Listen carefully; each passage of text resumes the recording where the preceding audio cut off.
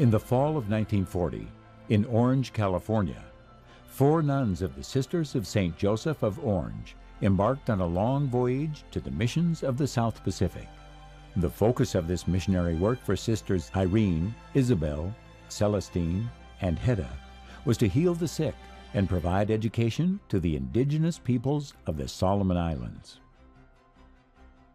Sister Hedda was charged with keeping written records and reports of their work. Following the events of Pearl Harbor, her journals transformed from daily life as missionaries to keeping one step ahead of the Japanese, who have begun to establish dominance in the South Pacific, including the Solomon Islands. This act of power by the Japanese naval forces pushed the sisters to take refuge in the deep jungles of the islands. No one could have predicted the need to flee. No one could have predicted the urgency to do so. No one could have predicted the method of their salvation from danger. As we descended the steps in the dark, Father said, "A submarine is going to pick you up." Our hearts must have stopped beating for a moment. We hadn't anticipated this means of deliverance.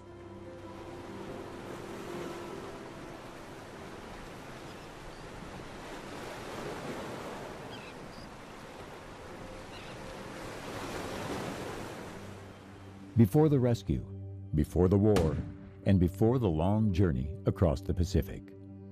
The Sisters of St. Joseph of Orange formed in Eureka, California in 1912, and from their first days had paid attention to the needs of their communities. They had served their communities with a wide variety of social services, but most importantly, healthcare and education. Over time, the Sisters of St. Joseph developed close ties with the Society of Mary, also known as Marist priests. The Marists are a congregation of Catholic priests and brothers based out of New England, devoted to spreading the gospel through mission work throughout the world, but primarily focused on the islands of the Pacific.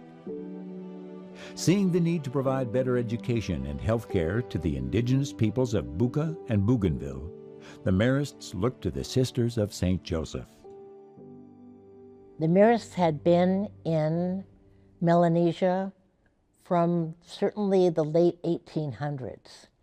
And the Marists who were in the South Pacific, when they came back, they always came back through the Golden Gate. They stayed with their men in San Francisco, and then right next door were the convent of the Sisters of St. Joseph. So they were always meeting these Marists. The sisters trusted those Marist priests. They liked them. They identified with them. The sisters saw themselves as partners to the Marist priests. The Marist sisters were already there in the province, and the bishop was an American bishop who knew our sisters. And the Marists weren't able to cover all of the mission stations on Bucca Island, so he asked our community if we would send some sisters over there to help out. In 1939, a letter came out from the Superior General of the congregation saying, "Who would like to volunteer to go to the Solomon Islands? We need 2 nurses and 2 teachers. Just send a letter letting us know that you will volunteer." The sisters Irene, Celestine, Isabel, and Hedda were chosen from 29 nuns who volunteered to become missionaries to the Solomon Islands of Bucca and Bougainville for the Sisters of St. Joseph. Knowing the dedication and spirituality of our sisters, I can imagine that their hearts and minds were feeling the call of Christ to bring them into a place that they have no idea what they're getting into, but a group of people who need to hear the word. And they're being asked to bring that to them. And what a great privilege that would be. They had no idea of what was going to be happening, and they were sort of going for life. It was sort of like, we've made our departure, we are going into the unknown, and with God on our side, we can do it. On September 18th, 1940, 4 Sisters of St. Joseph sailed from Wilmington, California on the SS Mariposa to begin the journey of our foreign mission in the Solomon Islands.